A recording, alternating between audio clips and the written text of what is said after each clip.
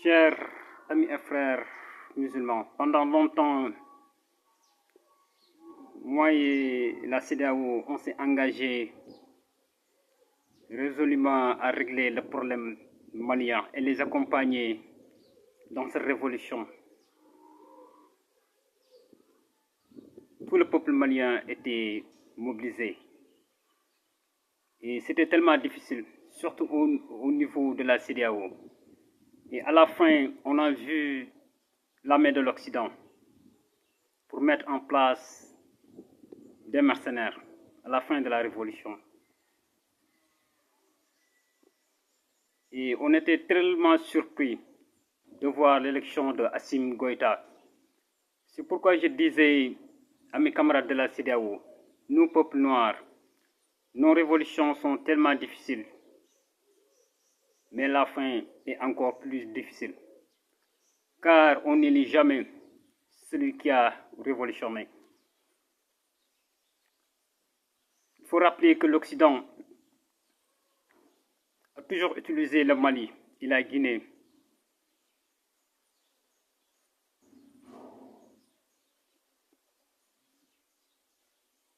pour son mercenariat. Vous avez vu à Dakar, avant les élections de 2024, l'Occident avec les États-Unis ont tout fait pour créer une guerre civile à travers la France et ses mercenaires. Les mercenaires de Assimi Goïta et de Mamadou Doumbouya, que j'ai eu à appeler récemment pour le signifier d'arrêter et de travailler pour le peuple guinéen. Ils avaient tout fait, car la guerre civile, c'était tout simplement faire un forcing, mais en même temps essayer de m'abattre, car j'étais leur principal cible. À Nouadhibou aussi, vous avez vu, c'est la même chose. Vous avez vu la main de Assimi Goïta, les mercenaires de Assimi Goïta, que j'ai eu à les rencontrer et les parler. Vous avez vu même, ils se sont mis contre moi. Mais mes partisans étaient très vigilants.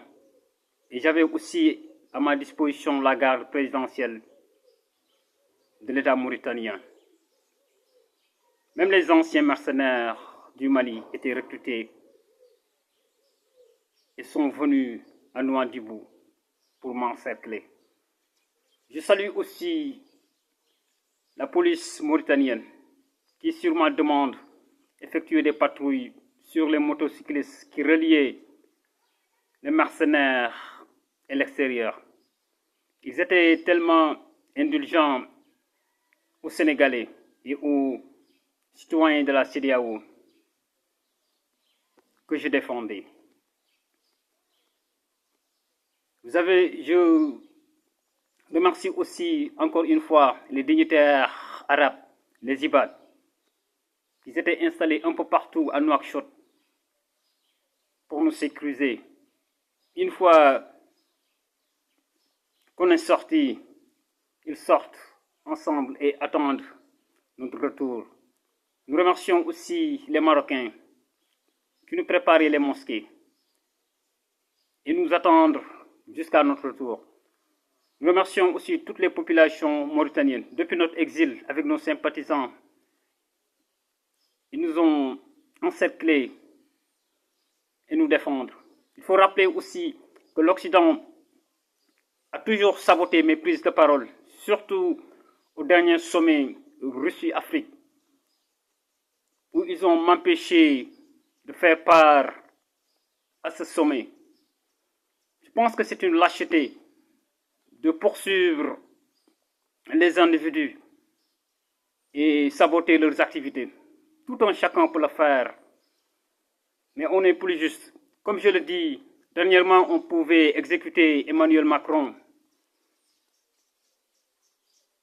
à Paris. à l'Élysée, mais on est plus civilisé qu'eux.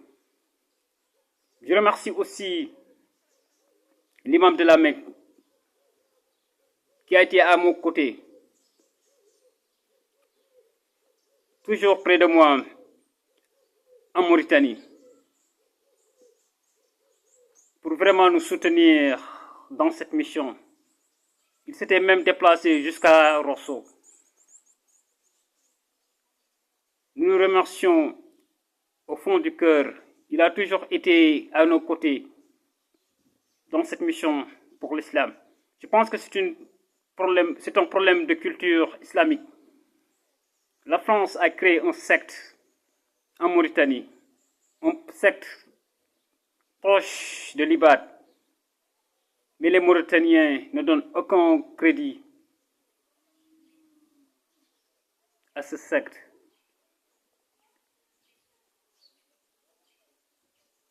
Dans lesquels aussi on trouve des Français, que mes partisans ont eu à les frapper. Et j'ai pu intervenir car j'observe un caractère religieux. C'est pourquoi parfois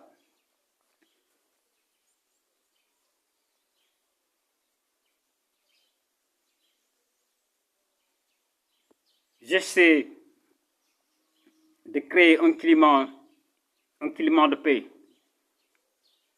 Mais ce n'est plus le cas. Car on a vu une volonté inouïe de l'Occident pour saboter nos institutions par ces deux pays et saboter l'islam. Vous avez vu avant les élections en Mauritanie, ils ont tout fait pour créer encore une guerre civile, pour élire ces deux candidats étrangers. Et vous avez vu la mobilisation des Mauritaniens qui sont très dévoués pour leur patrie. Je remercie aussi le collectif des Modou Modou, dans lequel on trouve essentiellement de Wolof. Ces Modou Modou qui nous ont toujours accompagnés. Et je rappelle aussi, en Mauritanie, il y a beaucoup de villages Wolof. Et ça ne me gêne pas aussi que les Maures descendent vers le nord du Sénégal dans le futur. Et il faut rappeler, dès mes premières heures, il y avait mes sympathisants et mes militants qu'on tué à Dakar, et même mes parents. J'ai pu les déplacer d'abord à Louga, dans le Fouta et dans le Wallo. J'ai pu faire pour eux des actions pour l'eau dans ces villages Paul, Salde, Bokere et Bokal.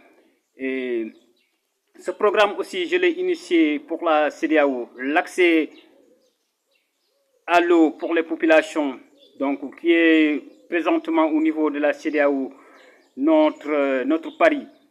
Voilà, je remercie aussi les Espagnols qui ont été toujours là à nous accompagner. Et je remercie essentiellement l'État espagnol qui a été à nos côtés dans cette mission. J'ai pu aussi défendre mes frères noirs américains lors de mon voyage à New York sur leur demande. J'étais accompagné par Cheikh Saliou, que je salue. Ainsi, je salue Babakar Ibn Abdou Ndiol Fouta, qui m'a toujours apporté aussi son soutien. Et je rappelle aussi que le Magal passé, le Safar passé, j'avais invité les Tidjanes pour observer mon recueillement pendant ce mois saint de Safar, ainsi le jour du Magal. Je remercie ainsi le président Oudtaya, avec qui aussi on a fait beaucoup de choses en Mauritanie, qui m'a permis aussi de faire des recrutements pour la police, la gendarmerie. Donc, d'une manière générale, de déplacer mes parents et aussi les offrir un domicile et un emploi. Donc, c'est une mission, toujours on essaie de défendre notre peuple et on luttait contre l'injustice. Et vous avez vu que aussi c'est un problème de culture islamique, car ces étrangers qui nous ont envahis au Sénégal, nous et entre eux, on a un problème, même jusqu'à l'église, on a un problème de culture et aussi de civilisation. On n'est plus, plus cultivé qu'eux, mais aussi on est plus intelligent qu'eux. Vous avez vu récemment, ou présentement, il déroule mon programme. Donc, contenu dans mon ouvrage. Donc, présentement, tout ce qu'ils font, le code électoral, tout ça, c'est mes idées. Jusqu'au référendum, c'est mes idées. Et vous avez vu, ils essaient de jouer, c'est-à-dire l'Occident, de les faire jouer Dia et Senghor, tout simplement pour camoufler mon élimination, donc, qui est connue de tous dans ce monde. Donc, je pense qu'on continue de travailler dans cette dynamique et nous remercions aussi la police sénégalaise, cette police républicaine très intelligente, surtout lors du 23 juin et les autres événements. Et nous remercions tous les Sénégalais qui se sont mobilisés pour cette cause, donc à lutter contre l'Occident et à préserver les préceptes de l'islam.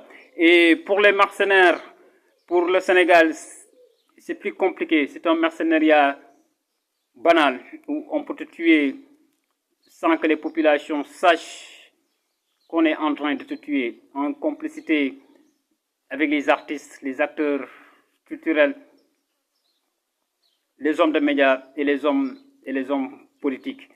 Donc je pense, et surtout pour le problème des frontières, je pense que c'est un fléau qu'on va régler, Inch'Allah, et aussi ça devient un phénomène en Europe. Donc, et pour le problème des frontières, comme l'avait dit l'ancien guide libyen Muammar Kadhafi, l'Occident va essayer d'utiliser les frontières pour l'introduction de ces mercenaires. Mais ces mercenaires, aujourd'hui, nous les connaissons tous.